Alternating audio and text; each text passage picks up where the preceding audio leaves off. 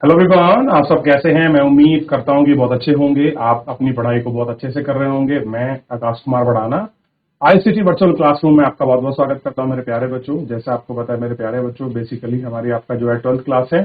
12th class में हम देख रहे हैं इकोनॉमिक्स, और इकोनॉमिक्स में हमारा चैप्टर चल रहा है उत्पादन एवं लागत, चैप्टर नंबर 3।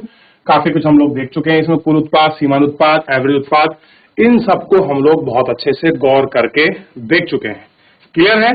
और उन पर हम लोग बात भी कर चुके थे। क्लियर है? तो इतना हम लोग आपका पढ़ लिए थे, आपका देख लिए थे। यहाँ तक कोई डाउट, कोई क्वेरी किसी बच्चे का?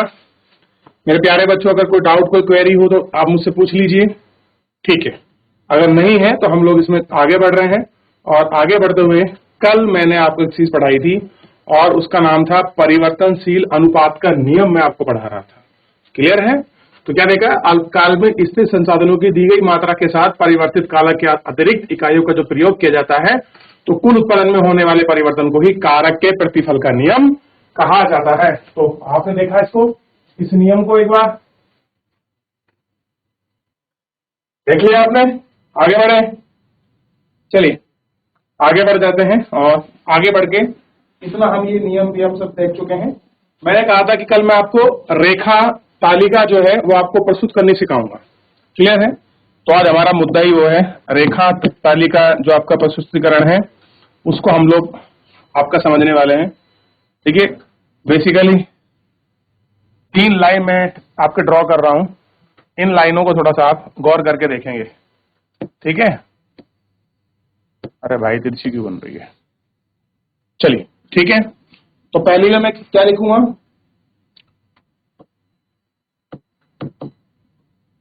पूंजी की इकाई या पूंजी की इकाई है। दूसरे में क्या लिखूंगा? श्रम की इकाई। इसमें क्या लिखूंगा? श्रम की इकाई। क्लियर है? और 4 बनेंगे, एक और बनाना है। यहां लिखूंगा कुल उत्पाद, और यहां क्या लिखूंगा आपका? सीमांत उत्पाद। याद रहेगा? क्या लिखूंगा? सीमांत उत्पाद लिखूंगा। ध्यान रखिए इतना। ठीक है? तो इस तरीके से ये एक मैं अंडरलाइन ड्रॉ कर देता हूं ताकि हमें कोई कंफ्यूजिंग ना हो किसी प्रकार। ध्यान रहेगा इतना? चलिए, तो पहले मैं जो इकाई है, अभी क्या पढ़ा हमने? एक मात्रा हमको स्थिर संसाधन में दी गई है, तो हम क्या करते हैं, हम अपनी जो पूंजी है उसको स्थिर कर लेते हैं। यानी कि 5 के मैंने स्थिर कर ली है। क्लियर है? ये ध्यान रखें। 1 2 3 4 5 6 7 8 तक ही रहने दो, कोई दिक्कत नहीं। ठीक है? 8 9 1 2 3 4 5 6 7 8 8। ठीक है? जगह कम पड़ रही, कोई दिक्कत नहीं। अब देखिए पूंजी की मात्रा श्रम देखिए, 1 2 3 4 5 6 7 और एक ये 8। कितना है? 8। 1 2 3 4 5 6 7 8 और एक ये 9। 9 तक हमने कर लिया। यानी कि पूंजी इकाई कितनी है आपका? 7 आपका पूंजी इकाई है, ये आपको ध्यान रखना है। क्लियर है? अगर आप इतना इसमें ध्यान रखोगे तो हमने पूंजी को क्या लिया है? स्थिर, यानी कि सेम नंबर है। श्रम कैसा है? लगातार बदल रहा है। 1 से 2 हो रहा है, 2 से 3 हो रहा है, 3 4 4 से 5 5 से 6 6 7 7 से 8 8 से 9। क्लियर है? यानी कि श्रम की इकाई में लगातार चेंज आ रहे हैं। क्लियर है? ये हमको देखना है। अब कुछ इसका निर्गत है, क्या होगा? कुछ इसका निर्गत है, उस निर्गत को हमको देखना है। अब कुल उत्पादन को हमको उसमें निकालना है। तो मान लीजिए इन दोनों के सहयोग से कुल उत्पादन हुआ, ऐसे मान लेते हैं 10 37, यानी कोई भी एक प्रोडक्शन हमने मान लिया था 37 32 37 37 40, एक प्रोडक्शन ये हो गया। 59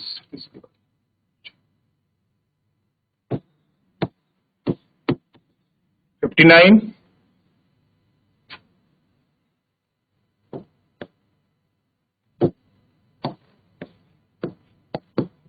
79 और 84। क्लियर है। अब हमें इसके निकालना है सीमांत उत्पाद। अब सीमांत उत्पाद तो कुछ निकलेगा नहीं, वेरिएशन तो ऊपर है नहीं, तो इसका 10। अब देखिए सिंपल से आप एक चीज आप मुझे बताने का प्रयास कीजिए कि कोई चीज 10 से 22 होगी, कितनी बड़ी होगी? 12 बड़ी होगी। अब मुझे बताइए ऐसे ही जब वो 22 से 37 हुई है, 37 से 54 हुई है, और 54 से 67 69 हुई है, और 69 से 81 और सॉरी 79 और 79 से 84 हुई है, तब कितने का चेंज इसमें आया होगा? अब मुझे बताइए। तो ध्यान रखिए 12, 15, 17। अब फिर कितने का चेंज आएगा? जल्दी से घटाइए आप इसमें, जल्दी से घटाइए। तो 15 का चेंज और 5 का चेंज, ठीक। 15 के बाद 10 आएगा, सॉरी 9 89 में गया 10 घटेगा, तो कितने का चेंज आएगा? 10 का, ठीक। 10 तक आ गया। ध्यान आ रहा है कुछ? हम क्या कर रहे हैं, सिंपली कुल उत्पाद में जो बढ़ रहा है, देखिए पूंजी स्थिर थी, लेबर 1 थी, तो ऐसे में कुल उत्पादन हुआ 10 और सीमांत उत्पादन भी हुआ 10। पूंजी फिर भी 10 थी, लेबर 1 बढ़ गई, लेबर 1 बढ़ने से उत्पादन 22 हो गया, तो इसमें मार्जिनल कितना बढ़ा, यानी कि 1 लेबर बढ़ने से उत्पादन 12 बढ़ गया। सिंपल सा मीनिंग ये है। कितना बढ़ गया? 12 बढ़ गया। ऐसी 5 की कंडीशन में आप देखिए, क्लियर है? क्या देखेंगे? 5 के कंडीशन में, तो ऐसे ही आपको 5 के कंडीशन में दिखाई देगी, और इस तरह से ये सारा आपका बढ़ता चला जाएगा। तो कुल मिलाकर कहने का मतलब ये है, अगर कोई भी एक चीज स्थिर है और एक में लगातार चेंज हो रहा है, तो ये पैसे कौन सी कंडीशन है? तो आपको क्लियर होनी चाहिए, ये कंडीशन है अल्पकाल की, शॉर्ट टर्म। जो उत्पादन है, जो आपका प्रोडक्शन था, उसकी ये पहचान है, क्योंकि एक वेरिएबल कांस्टेंट है, एक नियत चेंज कर रहा है, और टोटल उत्पादन बढ़ रहा है। अब देखिए पूंजी तो आपका 5 ही था, लेबर 3 लगा दी मैंने किसी खेत में, तो प्रोडक्शन कितना हो गया? 37 हो गया, यानी कि 22 से 37 हो गया। कितना बढ़ा? क्लियर है? तो 15 इसका इंक्रीजिंग आया। तो ऐसे करके आपको नोट करना है, इस तरीके से आपको लिखना है, और कोई भी अगर सारणी मिल जाए आपको बनाने के लिए, तो ये आपको बनानी है। क्लियर है? चलिए, तो जल्दी से आप इसको कॉपी कीजिए और अच्छे से देखिए, कोई डाउट कोई क्वेरी है आप मेरे से पूछ लीजिए, ताकि हम इसमें आगे बढ़ सकें और आगे बढ़ के हम इसको देख सकें। क्लियर है? जल्दी कीजिए। हो गया बच्चों? आगे बढ़ जाए बेटा, चलिए जल्दी आगे बढ़िए, क्योंकि फिर इसका ना 2 ग्राफ है, वो ग्राफ हमको बनाने हैं, और पहले मैं आपको पढ़ा भी चुका हूं ग्राफ को, बस जस्ट रिवीजन करना है, इसलिए आप ध्यान रखिए, आप उनको करते रहिए। देखिए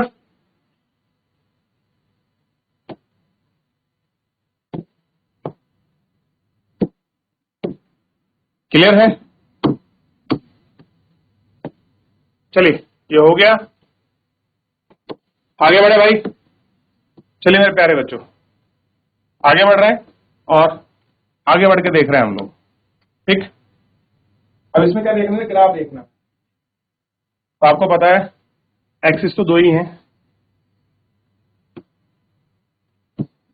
ये वाई एक्सिस, ये एक्स एक्सिस, और ये मिड पॉइंट ओ। ध्यान रहेगा इतना, ऐसे बताया था ना मैंने ग्राफ, ऐसी बनेगा या कुछ और बनेगा? क्लियर है? अब देखिए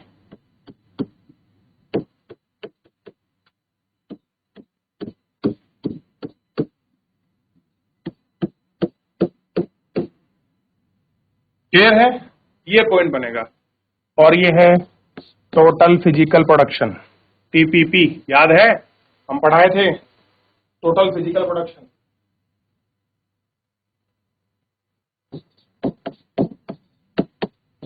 परिवर्तित इकाई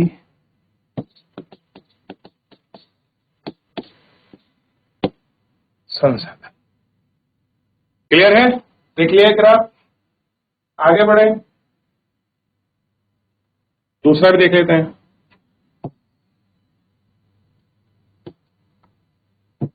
y axis, x axis, mid point O, clear है, ऐसे बना हुआ है, ठीक।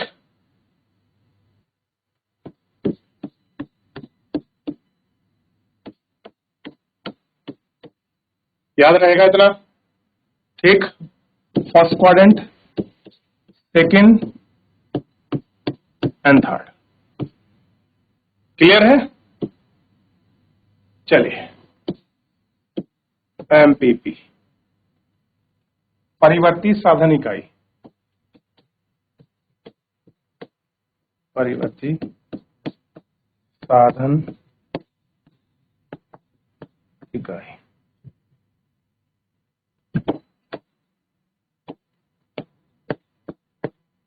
परिवर्ती साधन इकाई, हो गया, ध्यान रखना। चलिए आगे बढ़ जाओ, फटाफट कॉपी बनाओ। पहली अवस्था को देखेंगे, फिर दूसरी अवस्था, तीसरी अवस्था, सारी अवस्थाओं को देखेंगे।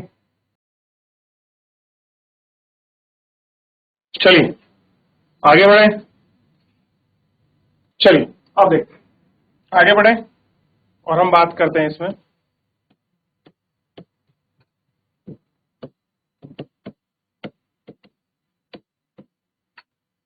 पहली अवस्था में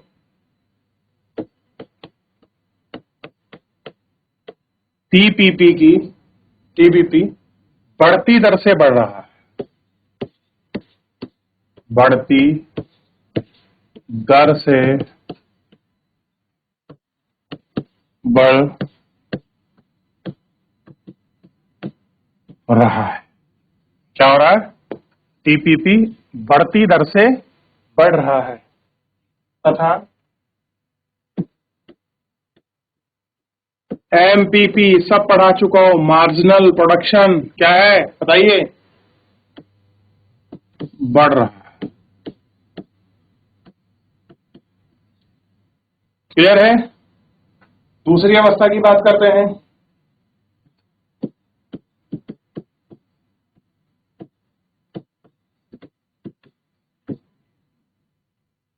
दूसरी अवस्था को देखिए,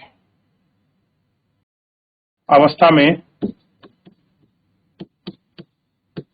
टीडीपी घटती दर से बढ़ रहा है, घटती दर से बढ़ रहा है तथा एमपीपी घट रहा है। एमपीपी कैसा है?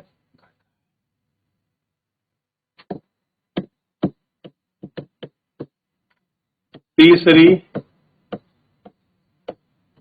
अवस्था में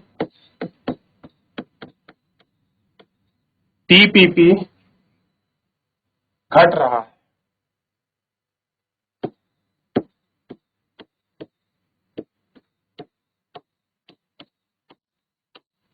तथा एमपीपी ऋणात्मक यानी कि निगेटिव है। कैसा है? ऋणात्मक। चलिए फटाफट कॉपी करें। हो गया, बहुत बढ़िया, आपने कॉपी कर लिया। आगे बढ़ रहे हैं, थोड़ा सा ध्यान रखिए। अब हम बात करते हैं इसी में एक नया कॉन्सेप्ट है, लागत की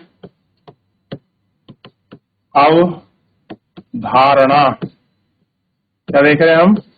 लागत की अवधारणा पर हम लोग बात करेंगे, क्लियर है। तो लागत की अवधारणा देखिए, सबसे पहले ध्यान दीजिए, निर्गत का उत्पादन करने के लिए, निर्गत का उत्पादन करने के लिए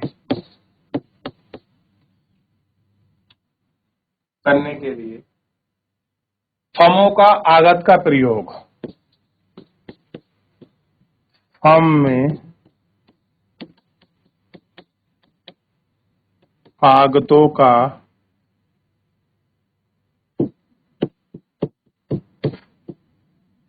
प्रयोग करने की अवस्था होगी, क्या होगा, करने की आवश्यकता,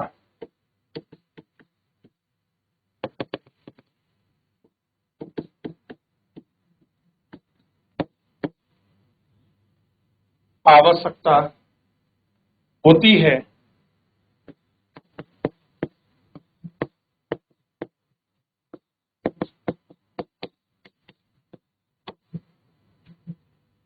आगतों के लिए किए गए भुगतान, लिए किए गए भुगतान का योग, का योग ही लागत कहलाता है।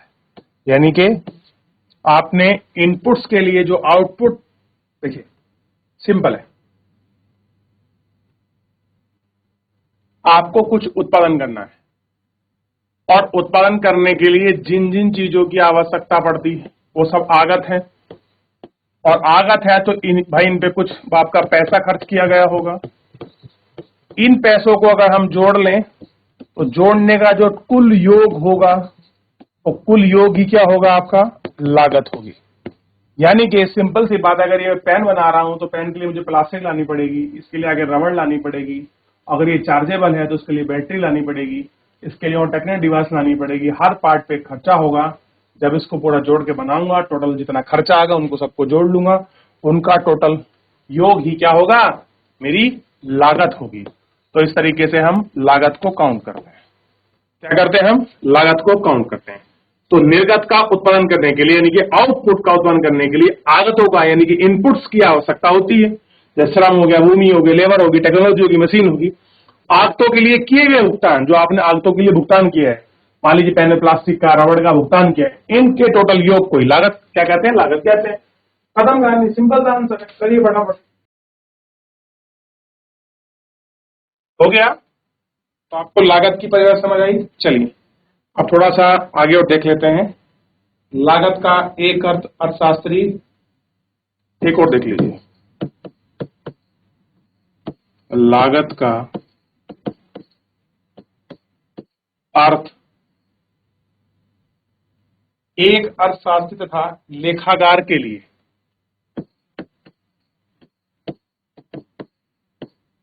एक अर्थ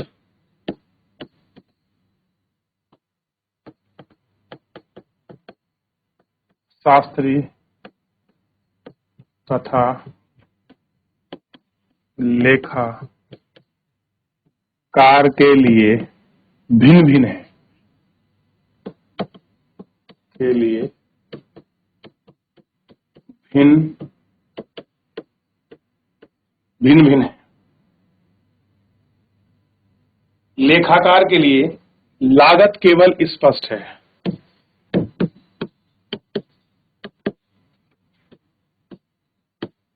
के लिए लागत केवल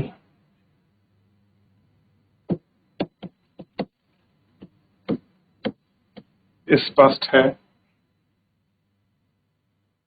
स्पष्ट लागत होती है, सॉरी, स्पष्ट लागत होती है। भाई अगर कोई लेखाकार है उसकी तो लागत केवल क्या होगी, स्पष्ट लागत। जबकि जबकि अर्थ उत्पादन लागत में, जबकि अर्थ लागत उत्पादन में, उत्पादन में स्पष्ट तथा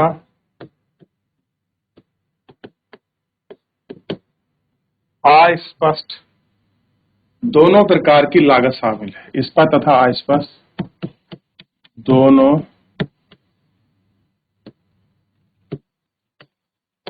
प्रकार की लागत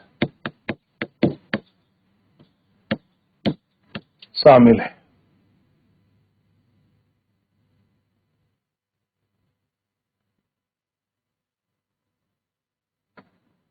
कैसी है? दोनों प्रकार की जो लागत है वो आपकी शामिल। क्लियर है? तो अल्पकालीन पढ़ सकते हैं। स्पष्ट की बात थोड़ा सा आप इनको पढ़ लीजिए। चैप्टर मोस्ट प्रोबेबली आपका समाप्त हो चुका है। एक कॉन्सेप्ट बचा है लेखा अल्पकालीन अल्पकालीन के और लॉन्ग कालीन, शॉर्ट टर्म और लॉन्ग टर्म के जो आपके प्रोसेस थोड़ा वो बचे उनको आप देख लीजिए। तो हम लोग नया चैप्टर शुरू करेंगे। क्लियर है?